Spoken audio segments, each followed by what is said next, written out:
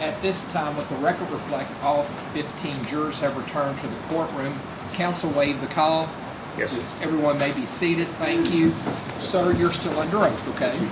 Mr. Butler, proceed when you're ready. Yes, Professor, if we could, I think when we left off, we were getting ready to switch to Heather Snellen's interview in September 23. Jury's heard testimony that she overheard a conversation, according to her, where Joey and Steve Lawson moved the body. If you could play clip S12, which is about 14 and a half minutes into this 4.5-hour interview. Your life's going pretty good right now, right? Yes, sir. I want you to keep it that I way. want to keep it that way, too. I can only do that if you help yourself. Yes, sir. If you could play clip SA, please. Okay? I'm going to take a break, and I'm going to let you think about stuff. Okay. And you probably need to have some answers when I come back. Okay. Okay? Okay. I know you know more. I know you know more. I know you know more. There's no sense for you to hold on to what you're holding on to. I don't know what else. Okay, what's wrong? Let's unpack those two. So this one is information degradation, right? They're saying that she has more information. The information she's giving is not correct. Could you play the first one again, please? Sure. Clip S12. Your life's going pretty good right now, right? Yes, sir. I want you to keep it that I want way. to keep it that way, too. I can only do that if you help yourself. Yes, sir.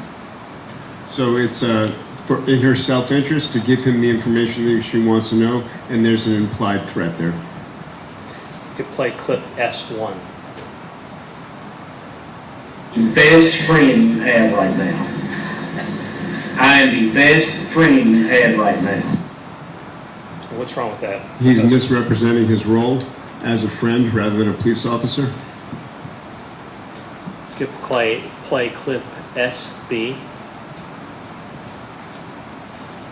You need to decide whether or not I'm going to roll the dice and this man's telling me the truth and I'm walking out of here and I'm going to have a life with my little boy, or I'm going to hold on to what I got and I'm going to get caught up in another spider web with Joey and Steve Lawson or whoever else is involved, and I'm going to drag it down and potentially have my life not have the same outcome it would be had I just come off of it. Okay, what's wrong with that? We're now 35 minutes into this, 36 minutes into this interview. So that there's the self-interest, right? You have to do this for me if you want to continue to have your life and be with your son. And then there's the implied threat that if you don't do this, bad outcomes could ensue.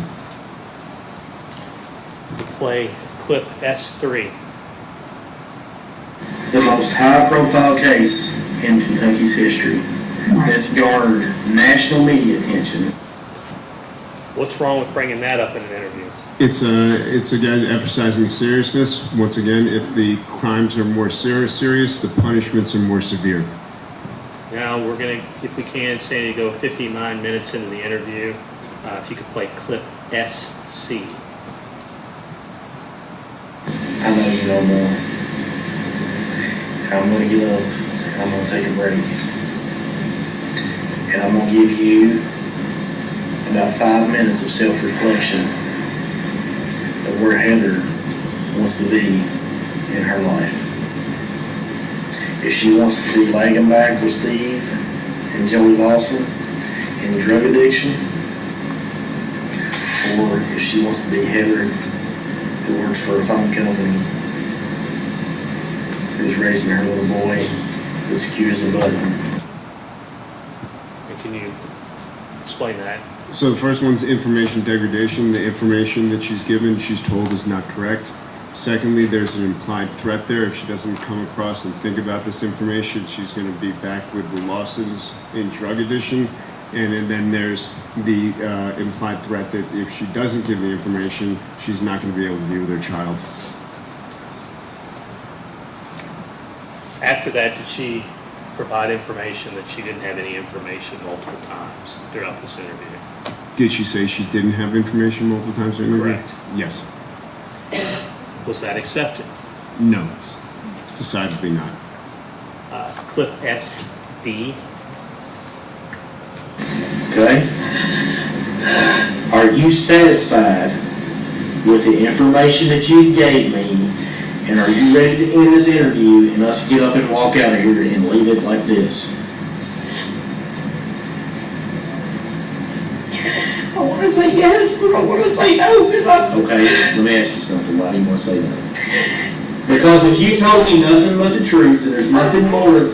That I can recall. Let me finish. Let me finish. If you told me the truth,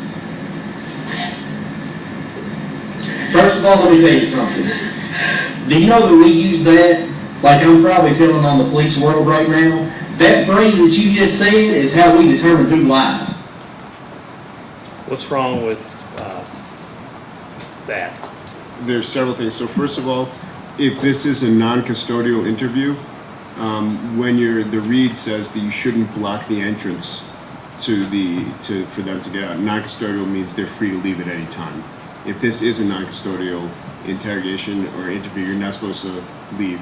There's obviously information degradation going on, and telling her that the information that she has is not enough, and that she has to come across with more information. You could play clip S13. That information, because I'm tired of probably stuff out of you. Like, the next step is probably you're going to be on a grand jury. I'm not in control of that. But do you want to stand up and swear to your testimony up there that you're not going to be caught in a lie and charged with perjury or anything else? And what's the problem with that? So that's a threat that if she doesn't tell him what she wants to know, she's going to be charged with perjury.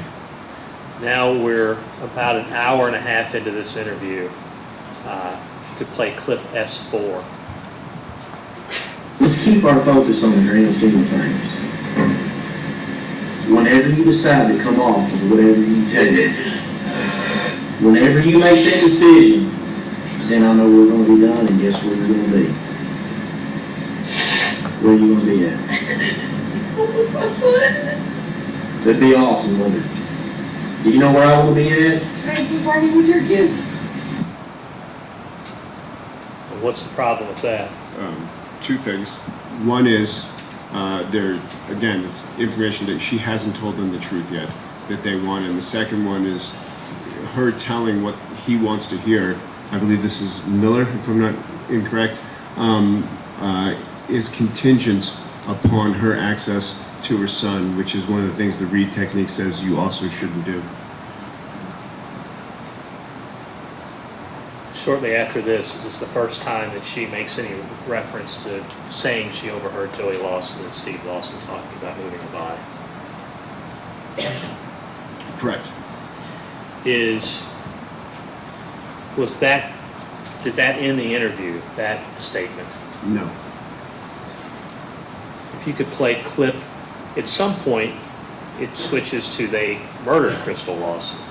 Could you play clip S5, 2 hours and 8 minutes or so into the interview? Listen, every time I press you, you get something different. Is it worth being wrapped up in for your son? No. Let me help you. Come on. I'm trying to help you. Why do I have to pull this out of you? Don't be that way. Don't be that way. It's too far to go back now. You let me get that far. Do you know why? Because I'm tired of being lied to. I'm not lying to you. Hey, So Yeah, if you could unpack that one. there's a lot there. First of it's belligerence, right? When they show frustration, bang on the table. He's accusing her of lying, which is information degradation.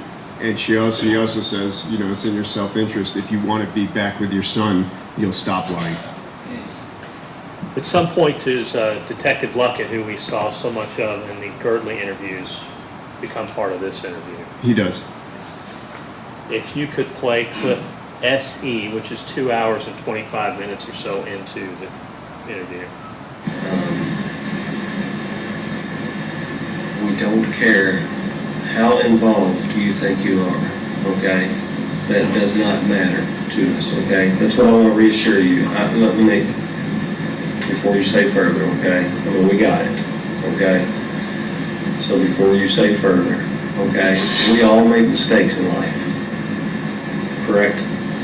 And I'm a place that I've made, okay, I've had to ask the Lord. You probably seen on record. I've asked the Lord for forgiveness many times in my life, okay? All right? But what I want to tell you, okay, is no matter what you think you are culpable of, okay, we don't want to prosecute you, okay? Now, it's important to do the right thing, and I know that you're a good person deep down. I can see that in your eye, okay? I can see it in your eye. It is important, okay, that you come totally truthful, no matter how culpable it makes you look, okay? And your involvement, okay? Can you address that, please, sir? So the first thing is a promise of leniency, right? Whatever you do, it's better. And then self-interest. It's in your self-interest to do this. And then complimenting her, right? You're a good person, I can see that, which is one of the tactics they use, because what do good people do? They tell the truth. And then, of course, there's information degradation. The implication, of course, is the stories they heard before are not the truth. If you could play clip SF. Sure, we do this, okay? I don't care if you were as a trigger puller, you're not going to jail today. What's wrong with saying, I don't care if you're the trigger puller, you're not going to jail? So it's a minimization, right? It's saying that your consequences are going to be minimized if you come across with a statement that we want to hear. And if you could play clip SG. Okay,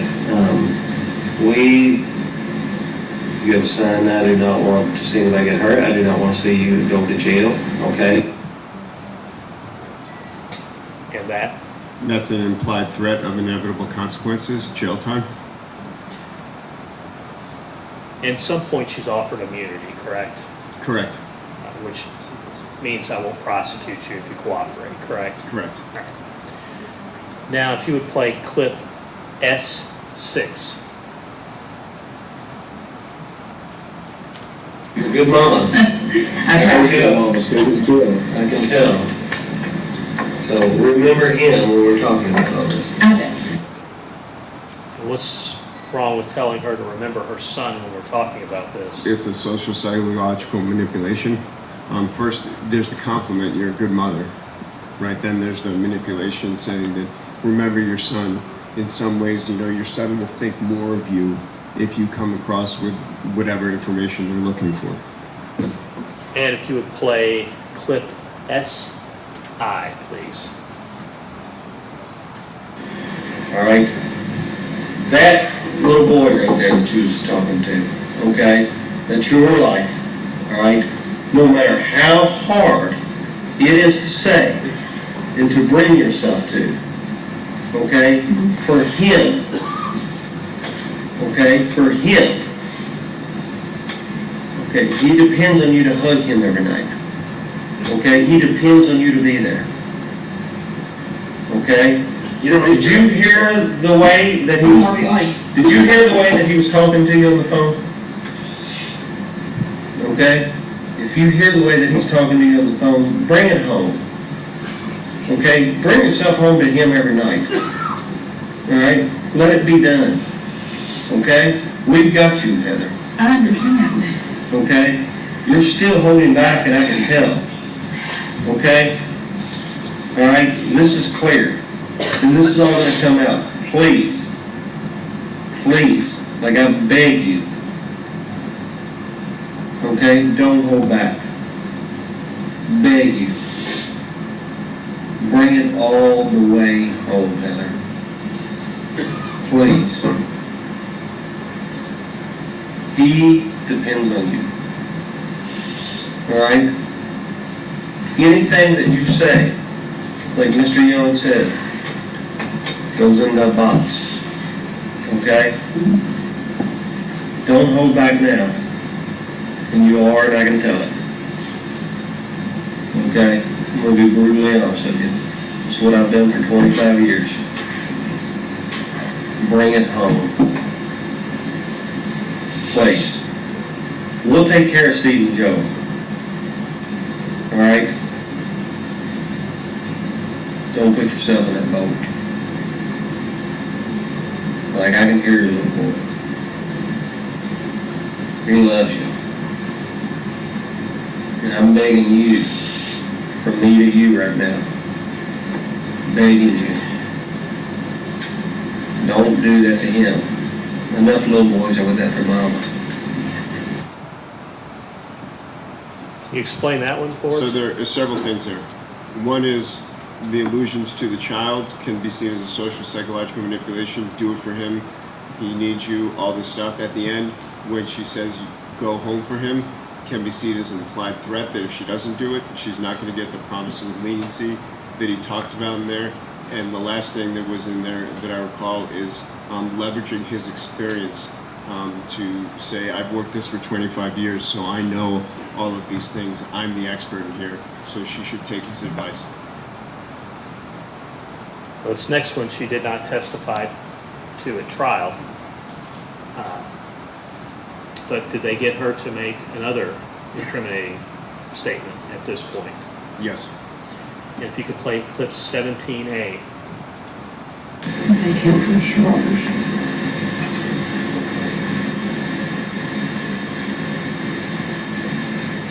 I honestly don't know how, and I don't know if she's had it. How do you know this? Because they both didn't before they killed her. What did they say? That was just about it. How did they say? They just said that they killed her. Okay, how did they say they did it? They didn't. Okay, how did this conversation go through the whole conversation? It was literally just a, like I said, kind of back and forth conversation, and it come up. It slipped, I guess, in conversation. Getting a little too drunk, getting a little too high, and then it kind of just slipped. And then What were their exact words? we killed Crystal Rogers. What did you say? I said, do what? And they said, oh, no, that's not, no, you misheard. No, I don't think they did. Did they accept this? No. You could play clip 7. That was 3 hours and 20 minutes into this interview. Let's go to clip 7, or S8, at 3 hours and 52 minutes in this interview. I don't want you to leave here and not have told us the truth, and then I think that dinner would probably be somewhat irrelevant if we leave here and we're not on the same page. What's wrong with that? So the dinner she's talking about is the one that she's been trying to get to through the interview with her child. And it's an implied threat here that if you don't tell the truth, that you're not going to be able to see your child. And if you could play clip S9.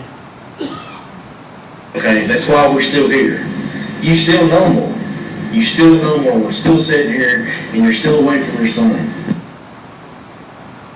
What's wrong with that one? Information degradation, saying that she hasn't told her the information, and that telling them the information is now contingent upon seeing her son. And if you could play clip S10, which is 4 hours and 12 minutes into this interview. Think that that's your little At boy. this point, I want to leave. Period. I feel like That's I'm a fine. person in a corner, and I don't want. You know what? If you want to roll the dice, get up and get out of here. Because if we find out anything else, then you'll have to deal with the prosecution. And we're trying to help you. I don't know anything else. I want to go home. Here, listen to me. I want to go All home. right, listen. No, I want to go home. Listen. I'm not home. Can you listen to me for 1 second, please? Listen to me. All right? Listen. Okay? Do me a favor, okay? Take a breath and listen to me for a second, okay? Can you do that for just 1 second? So that I can, I'm seeing so here's what I'm asking. Okay? I do not ever want to come forward, okay, and take you from your little boy or anything else, okay? And what's wrong with that? So there are several things. First thing, according to the Reed technique, you should never not give someone their constitutional rights. If this is a non-custodial interview, when she says she wants to leave, she should be allowed to leave. She was not allowed to leave, right? They stepped in front of her and said that. The other thing, as the other officer is leaving the room, he makes a threat about what her consequences are going to be if she does leave. And finally, the last bit is that there's an implied threat that I don't want to take you away from your little boy, meaning that if she doesn't come across with the implication, if she doesn't come across with the truth as they want it, that she may lose access to her child. Professor, we're just about wrapping up. What's the danger of these types of coercive tactics? That people will give false statements. And in the course of your career, you've reviewed, I assume, multiple interviews and interrogations. Yes. I mean, can you give us a rough estimate of how many you've... 25, 30, something like that. Cases you've worked on? Overall, Yes, how many? over 100. Where do these two interviews rank in that as far as coerciveness? These are some of the most coercive interrogation tactics, interview tactics that I've seen. The threats, the promises of leniency, the threats to take her away from the children, are all things that even the Reed technique would argue that you should not do. All right, I think that's all the questions I have at this time. Any cross? Yes.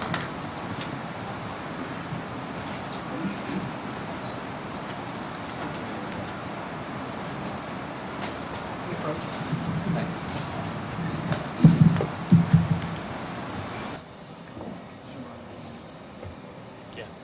So just one of the questions that Brian posed, or one of the clips Brian placed, was they were telling Charlie that they'll protect him and his family. What had come up was Charlie was scared of the Houck family, and so I'm gonna tell him he wasn't telling them they were gonna protect him as far as like not going to jail or anything. They were protecting him physically because he was scared. Tanya, his daughter, also protect him and his daughter from the Houck family. So I think I should be able to ask about that to put it in context. I think he should be able. I think he can ask something to the effect of, do you have any idea if he was concerned about witness safety? I think that's an issue in every homicide case. But he Kick can't. this door wide open. So what are you wanting to I'm gonna say prior to this, they were telling him that they would protect him from the Houck family. I think he can say, because I didn't open that door. well, it doesn't, because you open the door doesn't mean we start talking. I mean, I don't know that I've opened any door. And I would object because I haven't opened any door. And I'm sorry. that should not Y'all come have a in. joint defense agreement. So, okay, guys, I'm just trying, is there talk on the tape about protecting from the Houck family, or is that? I don't know exactly. I'll let Shane answer I that don't one. know exactly. I really don't. I I do know that when they told Heather they would, I got it written down over there, that she specifically expressed that she was scared of Steve and Joey. And Joey once told her that he was going to put her in a hole. She said that phrase is, she Y'all told aren't letting me him. talk. Y'all keep talking. I'm sorry. I think it's fair comment to say, is it, can a witness be concerned about safety? Is that something that's appropriate to talk to them about? But getting into how scared you are of other people or what, that's, you can't. This is all being taken out of context.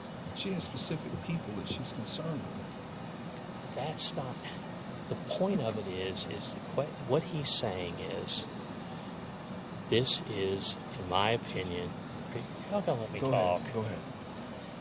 In my opinion, these tactics of saying we're going to take care of you is coercive. I think it's appropriate cross-examination to say, if a witness is scared for their safety, there's nothing coercive about saying that they'll help them, and he can say yes or no. But going down the road about a bunch of stuff that other people think in their head. So she's giving statements about these individuals, these direct individuals that she's saying she's scared of. and it goes to why she may be withholding. Are you talking about Heather on the recording was telling she was scared? Yes, because Joey told her, after Joey said that in front of her, he told her he would put her in a hole. Number one, I think he can ask about witness safety as it relates to. It goes. Y'all done? No, she was talking to me. Oh, okay. I think it goes to witness safety. He can ask the question, in your opinion, is it coercive if a witness is concerned about their safety? Is it coercive to say, we're going to take care of you? And I don't know what his answer will be, but he can answer whatever. But to the extent of going down this road of throwing out a bunch of, of inflammatory statements, the prejudicial effect of that is certainly outweighed by any probative value of just saying it's okay to tell a witness we'll take care of you if you're concerned for your safety. Can I speak? Yes. Okay. Let me. She's withholding statements about these individuals because she's scared of these individuals. That's why they're telling her to protect her. That's why she's withholding these statements. That's why they're having to drag these statements out of her, because she's scared of these people. And I think that's relevant for the jury to hear. And I think it's a fair comment to ask a question. If she's scared of them, can that be a reason that she might withhold information? That's fair comment. Start throwing out inflammatory stuff about the Houck's or Joey's, these extrajudicial statements that Joey Lawson's made, I think is taking that point too far. Well, I'll allow you to ask questions about if the person's scared of people involved, can that be a reason they're withholding information along that lines? And if you want to get into specifics, let's come back up to the bench. Can I ask this, okay? Can I ask, did she express fear of Joey and Steve Lawson? And she does, I'm assuming. Yes, sir. That could be a reason why she's with them. I'll allow to that extent. Okay, thank you.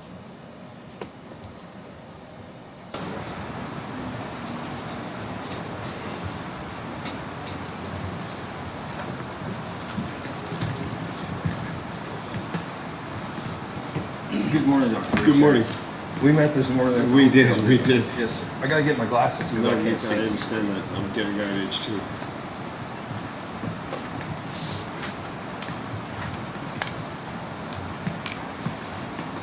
So I found out something the other day, and I don't know if you were told this or not. Okay. Okay. Mr. Girdley, at the time he was arrested, had been up for approximately 5 days using methamphetamine. Could that affect the witness's memory? Yes. Okay.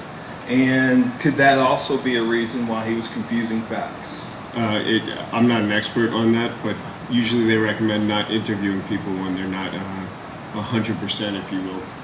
And you have to know that, though, right? You do. Okay. And we found that out I actually found it out a few weeks ago, but for the first time, everybody else in the courtroom found that out the other day. Yes. Okay? So you agree with me that, so you can go ahead and look at them. I'm sorry, I don't mean to be distracted. No, you're fine. You're fine. But you agree with me that somebody that had been up for 5 days using methamphetamine, that could affect an interview? I'm not an expert on drugs and everything, but yes, I would think it would. Okay, and have you done any studies about individuals who have addiction to not just to methamphetamine, to controlled substance in interviews? I have not. Okay, are you aware that both Ms. Snellen, were you told that prior to, was a... I gathered that from the interrogation. Okay, and also Charlie Girdley? Yes. Okay, and isn't it true that those individuals, are you aware how many times they've been interviewed? I only know 2 for both of them. Okay, they had been interviewed more than that. Okay, and that was Miss Snellen was clean when she was interviewed there. Okay, back when she was first interviewed, I think she was interviewed twice, if I remember correctly. She was an active user. Okay. Okay. And she had testified that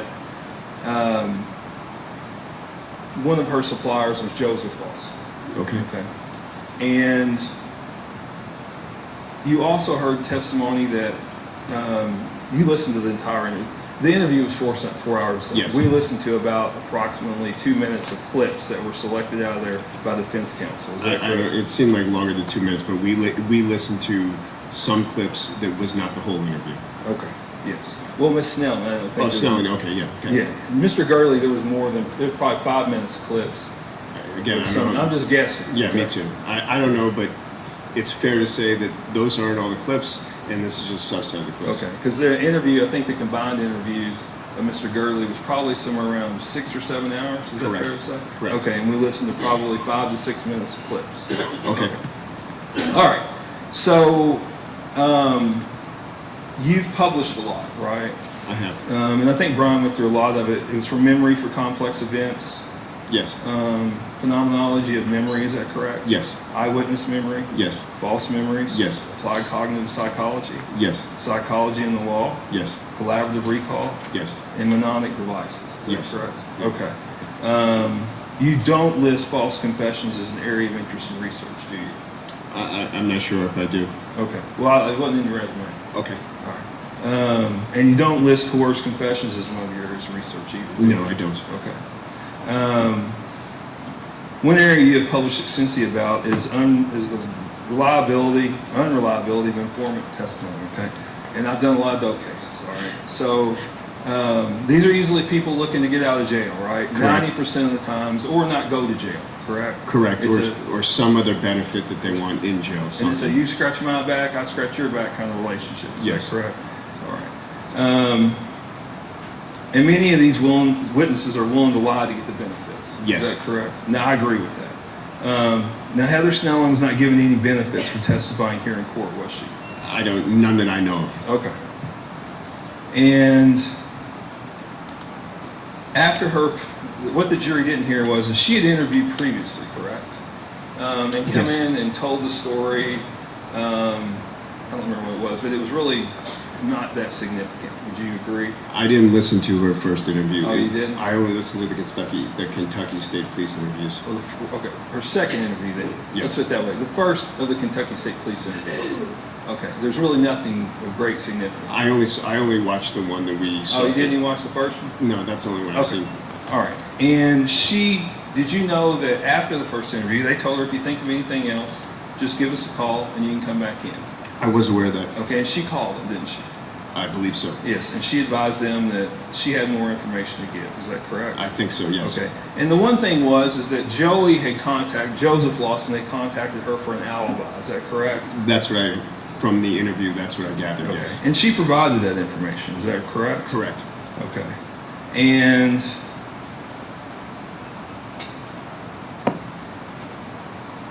at one point in the interview, she was told, if that's all you got, you can leave, right? Which interview were we talking about? The second state police interview. Is that the one I watched? Yes, sir. Yes, she was. She was. They told her, listen, if that's all you got, you can go. Correct? I think that they said it. I'm not sure they said it. I'm not using exact words. Right. Yes. Does that make sense? Yes. Okay. All right. And she didn't leave. Is that correct? Correct. All right. And she told the police about that conversation between Joey and Steve, correct? She did. Okay. Now, are you aware that, and she said that they moved the body on the Houck farm. Is that? Yes, I believe that. I remember that. And are you aware that Crystal Rogers was on the Houck farm on the evening of July 3rd, 2015? I believe I am aware of that, yes. Okay. And did she also express during that interview with Kentucky State Police is that she was scared of Joseph Lawson and scared of Stephen Lawson? Judge Weaver, you may.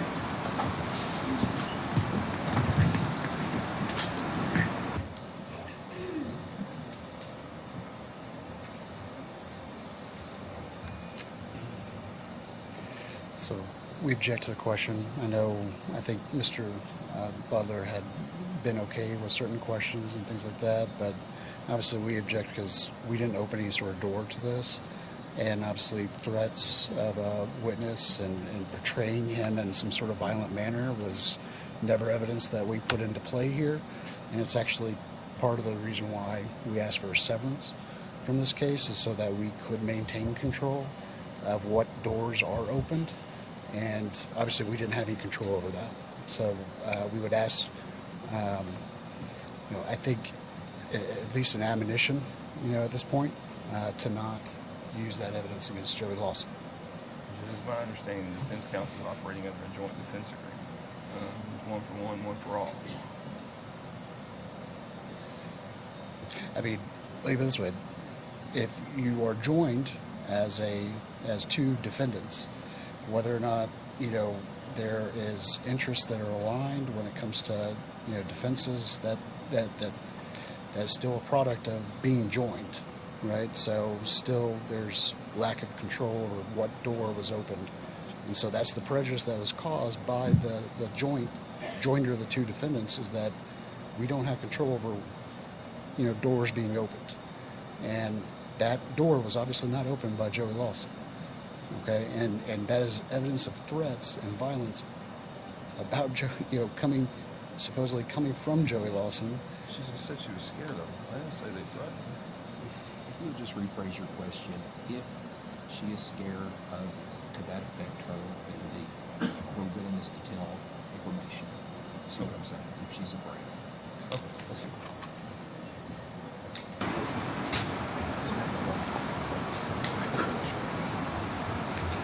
So, doctor, if someone is scared, could that affect their ability to give information? Yes. Okay.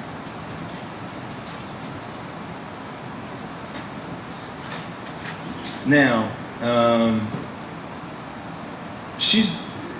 we've talked about this, but she's given a number of statements, correct? Yes. And when she was talking to them, she wasn't under oath there, correct? No. Okay. And she come in here on court on, I think it was last Friday. Did you get a chance to watch her testimony? I did not. Friday? Okay. Well, she was sitting right where you were. She come up, raised her hand in front of the jury, and swore to tell the truth, the whole truth, and nothing but the truth. Okay. And she was asked a lot about what you all went through. Matter of fact, I think everything you reviewed, she was asked about. Okay. And she agreed with them. And she said they were mean to her, and she really didn't appreciate it. Okay.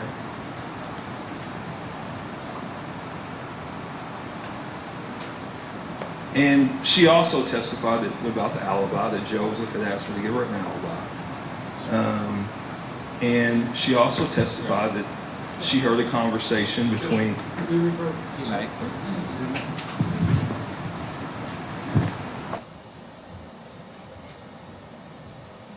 She did not testify about any alibi testimony that I'm aware of.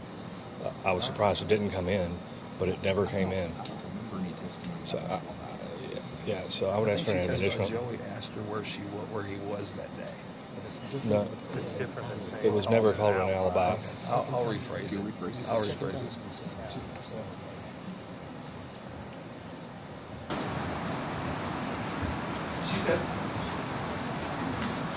She testified that she was contacted by Joseph Lawson, and he asked her if he was with her that day. But you don't know that. No. You are there. Okay. So, but that come up in your review of that. Is that correct? I believe it did, yes. Okay. And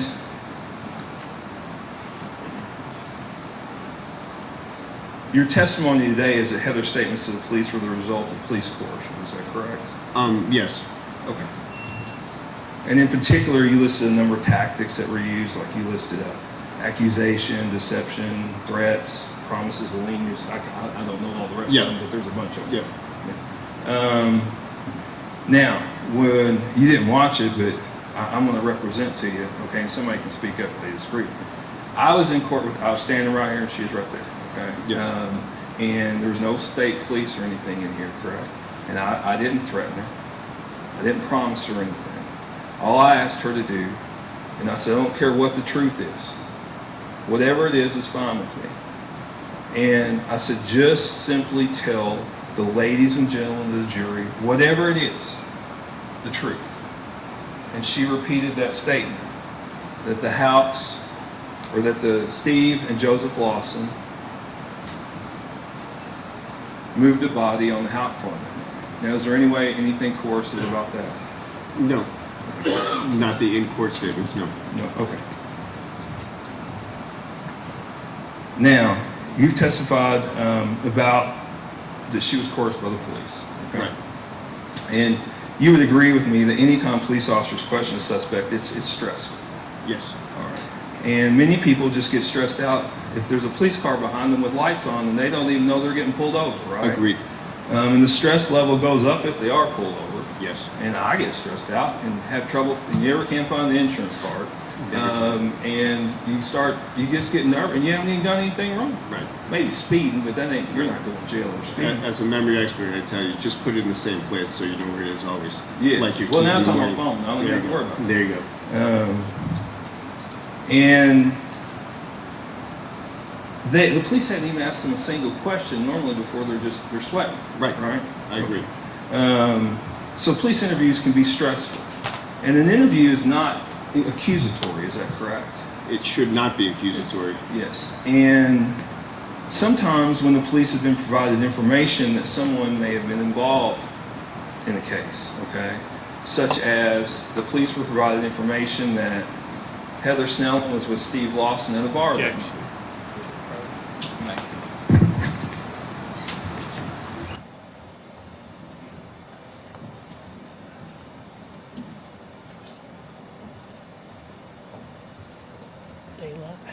don't think he can go and throw in facts like that which are not true, because then we're going to end up, it's just completely collateral. She wasn't at the bar with Steve Lawson. I understand she wasn't, but the police thought had been given information. That's why they were asking her those questions. And I think if you're going to play clips of them asking her, or being mean to her, or whatever, the jury has to know what the police understood to be the facts at that time. They have to have context. The problem with that is it's not true, and we don't know if it's allowed. It isn't true. We don't know if they believed it at the time, or they were lying to her at the time. None of that. That's the problem with throwing those kind of facts out. Well, what the purpose what the purpose of his testimony was, these are coercive tactics. When Shane asked the question, could witnesses be afraid? Could that be that's a fair question. That's a fair commentary. But what he's doing is now testifying to what people are saying in court. The first thing, I let that one go. Now he's going to throw out this statement that's just not true. None of it's true. There's no evidence of that in the case. In fact, I think Shane just admitted he knows it's not true. That's completely irrelevant. It is not irrelevant because that's what the police believed at the time. I agree it's not true. They figured it out wasn't true, but that's why they were pushing her, is they believed she was involved, and that puts that in context why that interview was that way. Your Honor, I think it's irrelevant. Just for I'll allow you to ask questions about if they had information. I don't want to get this information false. We've got enough information in this case. I don't want to throw out false information. But if you would say, if they've been told something that they're relying upon, it turns out that was false, could that, if you see what I'm saying? I don't have an objection to that. I don't have an objection. What about if I tell them that if they were told that she possibly was involved in the case? That's exactly the same thing. I'm not throwing anybody else in there. They were told that she was involved in the case. They put in there, and it was found out to be untrue. I don't need. I'll tell that. I don't mind. I'm just trying to put it in context. Yeah, I just don't want facts coming out that aren't true. The other point about piggybacking off of that is that this witness doesn't know that truth or whether or not he can't evaluate. He can't test. I agree with that. That's exactly he's right. coming in saying these are coercive. I think he has a right to say if they were given information that was untrue, could that explain why they were pushing and things of that nature? I don't want to get into the specifics of the untrue information. Okay? Yeah, fair enough.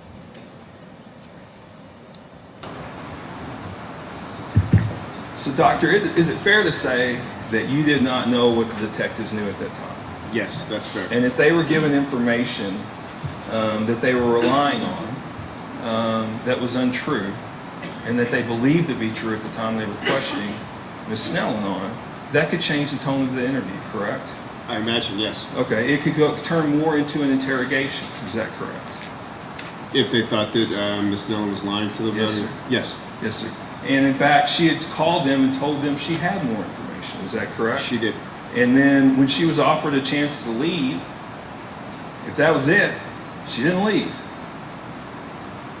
I mean, I disagree that she was really allowed to leave. What I viewed The officer stepped in front of her. No, I'm talking about, this is earlier on in the interview. She was offered chances to leave. Yes, sir. And she could have gotten left, right? And she chose to stay.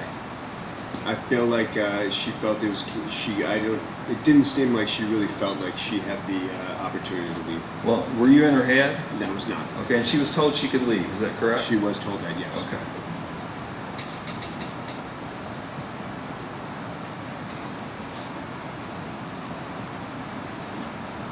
Now, in interviews, they generally don't threaten the witness, do they? No. They generally don't lie to a witness, is that correct? Sometimes they lie to the witnesses. In an interview?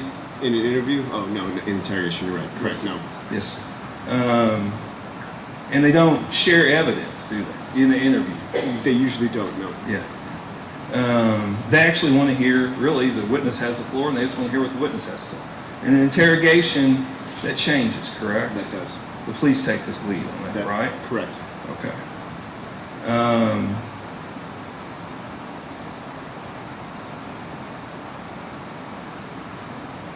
The witness in the police eyes can actually become a suspect during an interview, correct? I'm sorry, The police in an interview, sometimes the witness can become a suspect. Yes, is of that course, correct? yes. And it'll turn more into an interrogation. Is that correct? Yes. Okay. And sometimes witnesses will lie. Is that correct? That is correct. Okay. And during an interrogation, the police dominate the interview. Is that correct? Yes. And that's a generally accepted practice. It is. Okay. They may interrupt the suspect. Yes. They can cut off the suspects. They can. They can accuse the suspect of lying. They can. They can confront the witness with evidence that proves they are lying. Is that correct? They can, yes. Because you want to let them know, hey, listen, I know, right? You can do those things, yes. They can even lie about the evidence against the suspect. The courts have said that's an acceptable practice, correct? That's right. They're not pleasant. The majority of interrogations are not pleasant. They're not. And they can be intense. Yes. People cry. Yes. And people yell. Yes. And all interrogations involve some coercion, correct? Not all, no. Some level. Some I've seen don't involve any. Okay. And the United States Supreme Court has defined them as inherently compelling. Is that correct? I believe so. Okay. The suspect is isolated from loved ones. He is. They're usually placed in a small room, correct? Yep. There's no clock. Nope. There's very little furniture. Very little. And this is accepted across the country and pretty typical. Is that correct? Yes. Okay. The door to the interrogation room is closed. Correct. Many suspects don't come out and tell the truth right away. Is that correct? Until they confess, yes. All right. Especially if they have lied in previous interviews. I mean, I don't know if that's the criteria they use. Okay. Well, I read an article, but anyway, that's okay. But you haven't reviewed those, right? Reviewed what? Her previous interviews. No, I've not. Okay. It can be like pulling teeth sometimes to get somebody to tell the truth. Is that correct? I'm sure it can be. Okay. And have you ever done an interrogation? I have not. Have you ever done a police interview? I have not. Have you ever dealt with individuals who were active users on methamphetamine? No, sir. Do you have any background in dealing with those individuals? I do not. In your opinion, are all of the persuasive tactics that police use are coercive? No. Okay.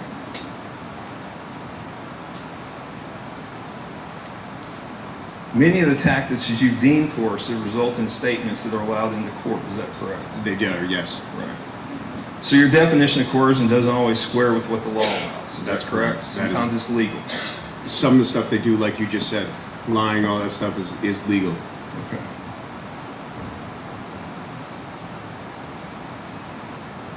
Let's assume some of the tactics that in Snelling were coercive, okay? Coerced statements can still be true, is that correct? Certainly. All right. And in fact, many coerced statements are true. I would imagine. They can be true in the laboratory experiments that you discussed earlier, right? Yes. Okay. And they can be true in real-world interrogations. Correct. All right. So Mr. Gurley, let's talk about Mr. Gurley a little bit, okay? He's in a different boat, right? Right. Mr. Gurley's going to jail. Right. And he come in here and testified the other day. And Mr. Gurley, he's dealt with the police quite a bit. okay? And would you agree with me that someone who has dealt with the police or been interviewed by the police on an not ongoing basis, but multiple times, probably has a little more experience in it than... Yeah, he's probably much more savvy than your regular run-of-the-mill person who doesn't have that experience. And probably someone who is adept or used to certain techniques the police use. I would imagine. Right. And sometimes police might have to go into the toolbox and get another tool out to use on somebody like Charlie. They may. Okay. Now, did you watch all three of Mr. Girdley's interviews? No, I watched the one that day and then the two that were showed here. Okay. So the same thing. Mr. Girdley came into court on Monday. Okay. He was by himself. He stood here in front of the courtroom, sworn in. Okay. And he advised, he was testifying under oath. And he advised that Steve Lawson had confronted him and said that Brooks wanted to get rid of his old lady. He also said that Joey Lawson said he would bury the fucking car and that he had pulled the hair and teeth and hogs to get rid of the rest. And that was, and I told him, I don't care what the truth is, okay? We're here right now. You're not an interrogation. I have no charges on you. You're not on probation. Just please tell the ladies and gentlemen of the jury the truth, and that's what he told him. Now, is that a coercive environment? No. Do you have any really reason to believe that statement was coerced? No. Okay. Now, Charlie was never charged with a crime in this case either, was he? Not that I'm aware of. He wasn't.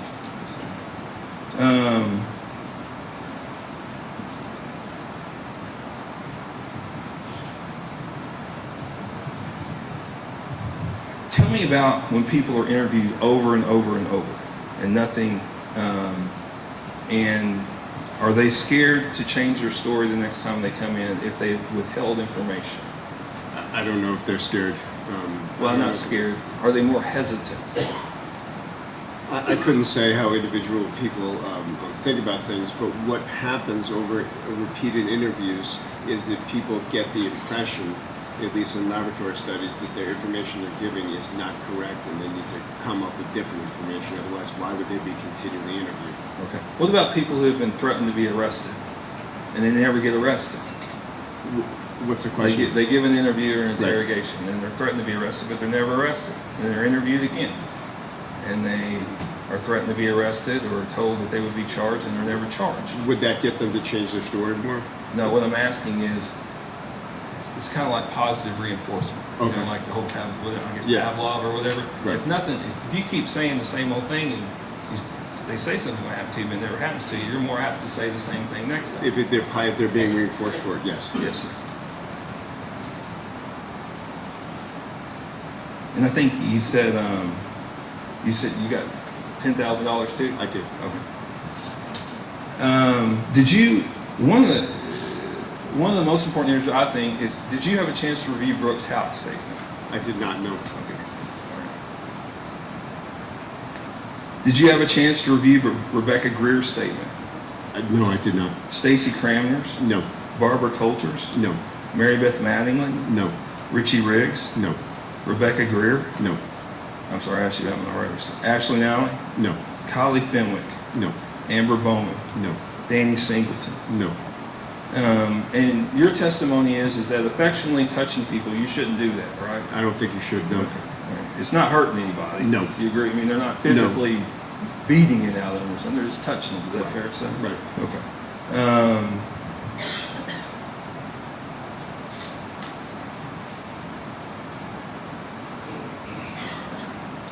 I'm just going through my notes real quick. You're fine, sir. I promise you.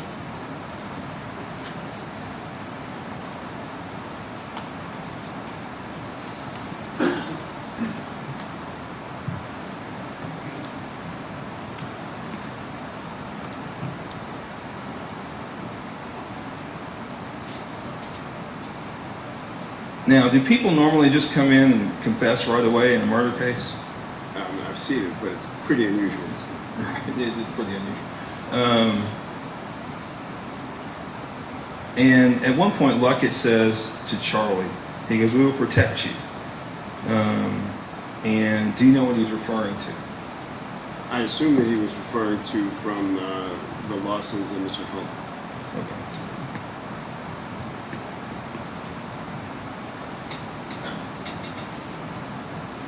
Now, Charlie that night, and I agree with you, once I learned that Charlie had been up for 5 days, that whole interview is a little iffy, okay? But he actually corrected himself at one time, right? Right. He just didn't give them, they were happy. He said that Brooks Houck gave him the keys, right? I mean, they were pretty good. But Charlie actually went back and corrected them. He goes, "No, it was not Brooks Houck. It was Steve and Joey." Is that correct? Right. Okay. So he was somewhat in control of his faculties and was able to correct himself. Is that correct?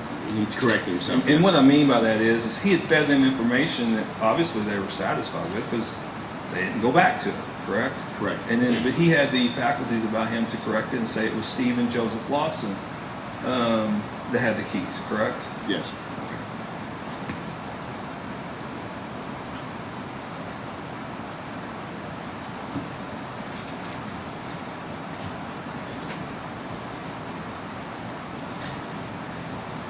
Now, if this information that Charlie gave had been corroborated by others, would it be deemed more trustworthy?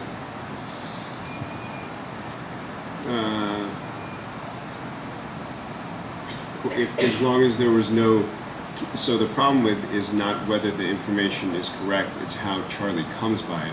So Charlie may not be more trustworthy, but the information may be correct. That's what I'm talking about. The information may be more trustworthy. Okay.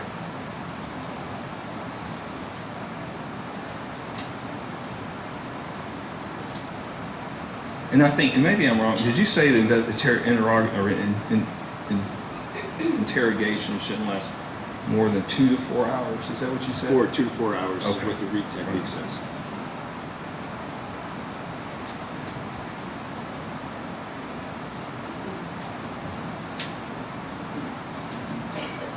Give me 1 second, Doctor. I'm probably done with you, and I'll let you, Mr. Coleman and then Mr. Butler, if they have any more questions. Hang on 1 second. I am done. Thank you very much for answering my questions. You don't have any questions? Any redirect? Very briefly.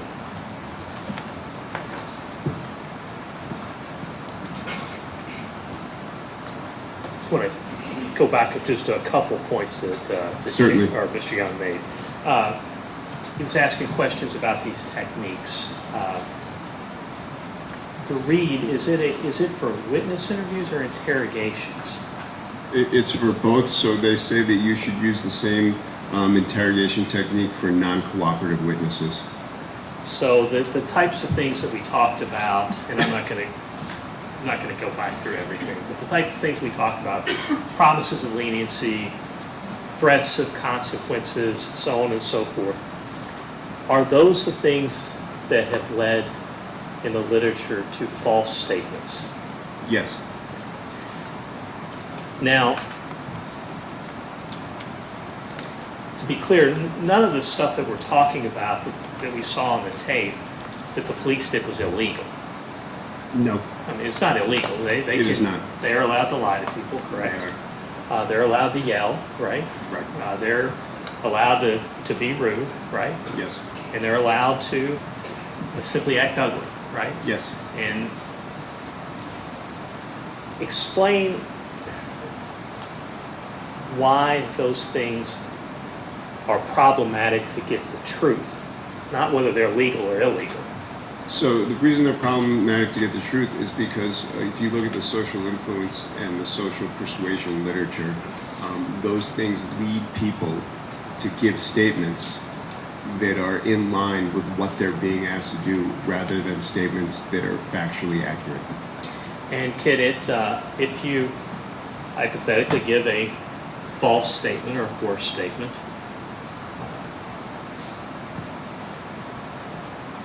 through a coercive process, is it surprising that when someone says, hey, just tell the truth, that they would repeat that statement?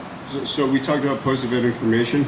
So you can consider the interview post-event information. They may come to believe this information after telling it, or they may believe that the contingency for them still exists. When you say contingency, meaning something bad could happen to me if I don't repeat what I said. Correct.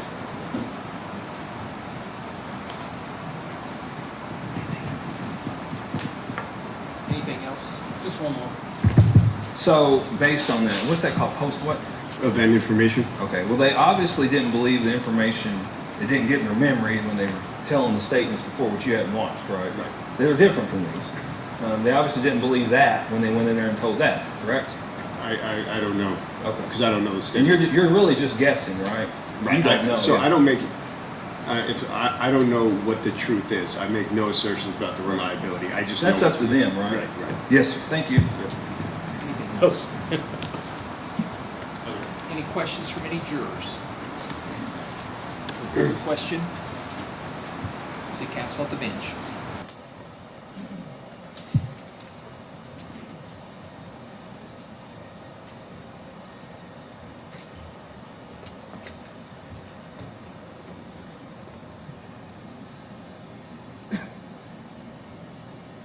According to your expertise, if an individual goes into questioning voluntarily and is there for over 4 hours, could their judgment and memory possibly be wrong or clouded? That's fine. Yeah, That's fine. That's good. Your question is, let everybody get to their seat there. According to your expertise, if an individual goes into questioning voluntarily and is there for over 4 hours, could their judgment and memory possibly be wrong or clouded? Yes. Any questions based upon the jurors' questions? No, sir. May this witness be finally excused? Yes, sir. You're finally excused. You may go. Tell you what, why don't we take a break before we start your next witness? Yes, sir. Ladies and gentlemen, the jury, the same admonitions are in place. We'll start back in 15 minutes. You may go with the bail.